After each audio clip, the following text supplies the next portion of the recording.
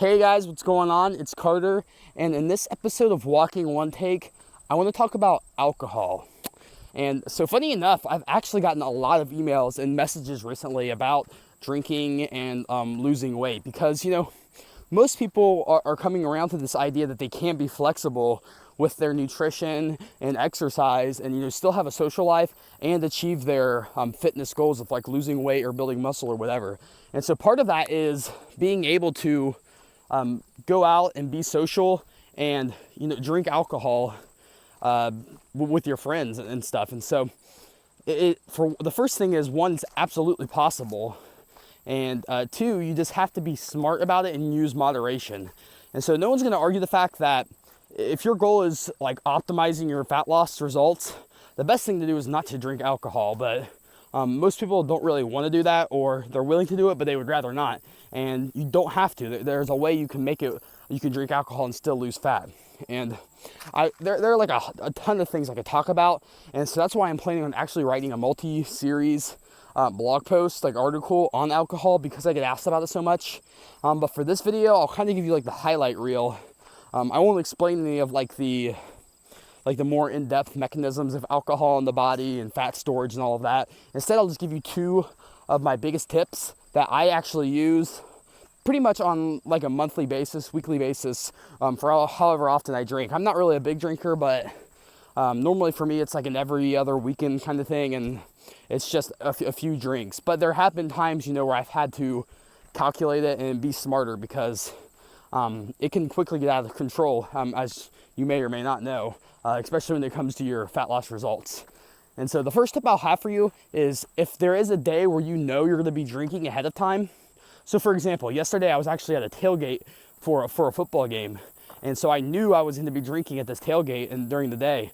And so I planned ahead of time using the first benefit I'm going to share with you, and it's to eat lower calories and eat the majority of those calories from protein and vegetables.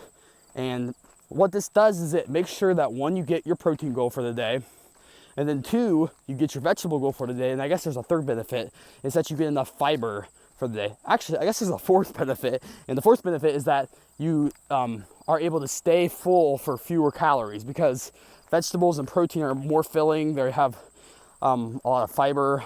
Protein is just a filling food in general, and so it can help you kind of eat fewer calories earlier in the day to kind of prepare for the alcohol later. And so the second tip I have is, once you actually start drinking, is to try your best to limit or just totally avoid any high calorie drinks like sugary margaritas, high calorie beers, like the Mike's Hard Lemonades, like those like things that are really high in sugar and alcohol. Because I think one Mike's Hard Lemonade, like one 12-ounce bottle, is like 210, 230, something like that calories. And so you can only have like, if you have three of those over the course of like a tailgate, which is probably a very underestimated number for most people who are tailgating. Most people are going to have more than three.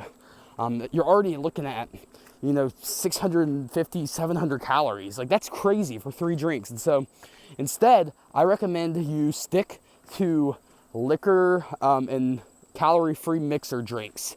So stuff like rum and Diet Coke is a great choice. My personal favorite is tequila with club soda and lemon and lime. Because all it is, like one shot of tequila or one shot of most liquors is only around like 100 calories. So, you can have, instead of only being able to have like 3 Mike Hard Lemonade, you could have like the equivalent of like 6 mixed drinks over the course of a day, that's a lot. So I'm sure, maybe some of you guys are party harder than I do and want 6 mixed drinks. But normally for me, it's like 3 or 4 over the course of, a few hours. I'm good to go. That's all I need. That's all I really want. And so hopefully those 2 tips were useful. Again, I'll just summarize them. The first one is to prepare ahead of time by eating lower calories and also making sure that you eat most of your protein, if not all of your protein goals for the day. And then also make sure you eat a lot of vegetables, especially ones that are high in fiber and lower in calories, like a lot of greener vegetables like broccoli, leafy spinach, stuff like that. And then also, whenever you do drink, try to opt for lower calorie drinks or at least limit the number of high-calorie, sugary drinks that you're having. So hopefully this video was useful. Again, I am going to be making a more in-depth article on this topic just because I think it's really important that people know that they can have some alcohol while they're losing weight.